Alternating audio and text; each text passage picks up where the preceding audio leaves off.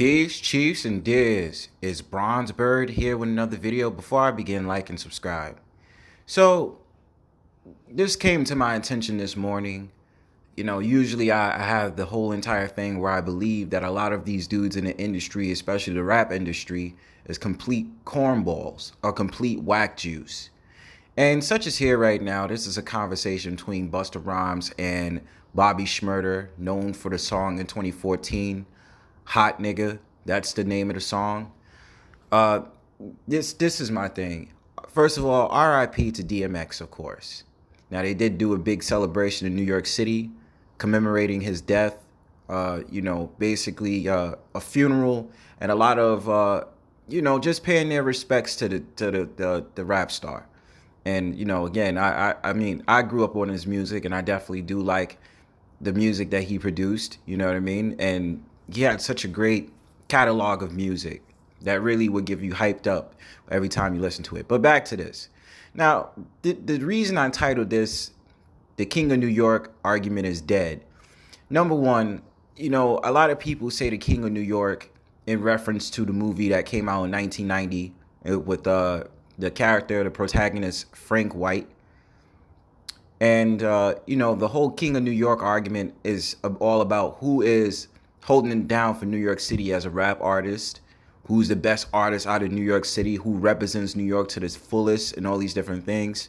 Now, this is mere opinion, and I understand that I have to be a little bit careful on the idea about who's the King of New York, because I don't find a lot of these rappers of today's generation entertaining at all. I would not categorize any of these new rappers, Gen Z or millennials, as King of New York, because there's far more artists out there who's not involved with the top 40, who's not involved with payola, who deserves more playtime than the average degenerate who's rapping about nonsense all day. So I'll give my opinion about what I think about this. This is just a random video, but just the fact of the matter, the whole entire idea of the King of New York argument is complete rubbish. Trash. Complete trash. So peep.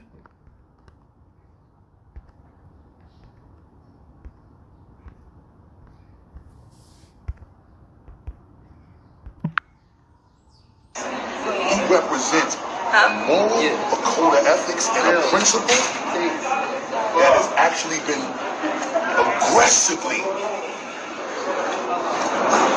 forced on this generation to not value no more. Niggas don't value nothing that you represent. That's why. What does he represent? And that's the whole entire thing that inspired me to do this video. He doesn't represent shit. He represents gang life. So Busta Rhymes is like completely inaccurate of making this whole entire statement about representing. He doesn't represent not a goddamn thing. He's a degenerate that went to jail for gang activity. What the hell are you talking about? That's why I don't exist the way you represent it. I'm the king of the town. And I'm your elder, and I'm saying that. That's what I mean. That's exactly why I made this video. He said that. I don't agree with it, but okay. I don't give a fuck. With no rap, this shit beyond rap. This shit ain't no rap shit. And you came home to bags that day. You went in before you even got to collect your money off Hot Nigga and Bobby Bitch and all them things. You came home to a bunch of shit, but I'm just still talking about the old money. Let's not even get to the new money yet. Oh yeah, you counting the last 5% in? Locked down, you know what I'm saying? Let me read it. But you know the most beautiful thing though is that you stood for something.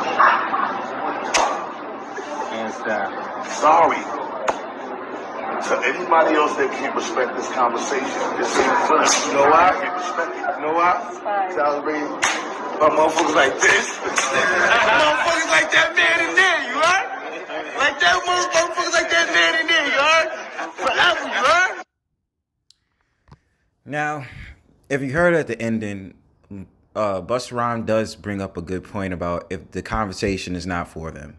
Now, this is my thing. As an audiophile, right? As someone who loves music, who cares about the hip-hop culture as much as I do, yeah, some things I would take offense because I want to see good quality music. If you're going to be honored for something, if you're going to be put on the map as a king of something or hold down a higher position in the rap game for being crowned as something. It's just like the argument that happened back in the mid 2000s about who's king of the South. It was T.I., Lil Flip, and then all these other brothers that was in there trying to debate who was holding the South down when it came to rap.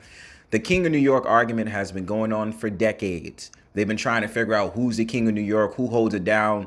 So many people will say people like Nas, Big Daddy Kane, and all these different things in the rap industry. Now we're talking about today. I believe most of these rappers in New York do not deserve the crown of being crowned King of New York, especially if you're one of the brothers that's in the top 40 list. The only reason you can even bring up the argument about Bobby Shmurda is because of the fact of the matter, he has a personality. You understand what I'm saying? He's very theatrical. He has a very flamboyant personality. I mean flamboyant in a thing. It's very showcased. He's a very loud and trying to make people laugh and be funny. But if you understand his music catalog is shit. Do you understand me? It's shit. There's nothing about his music that says King of New York worthy title. And yeah, I have every right to sit up there and say something about that because I don't believe half these dudes deserve it. Like the dude did like 2 hits and then he doesn't even have an album. He doesn't have an album. He went to jail for 7 years. He just got home. He didn't even record. He didn't even put out a new record yet. Not to say he didn't record one because he probably did, but he didn't put out a new record yet. So why are we giving his whole entire titles to dudes that's just completely whack juice in the game? And dudes is making this argument about being king of New York. You ain't king of nothing, all right? Like, cut that out. And a lot of people don't understand what it takes to be a highly regarded rapper in today's generation. Even me, I'm probably around his age anyway. But the fact of the matter is they make this argument about who the king of New York is just very flabbergasting to me.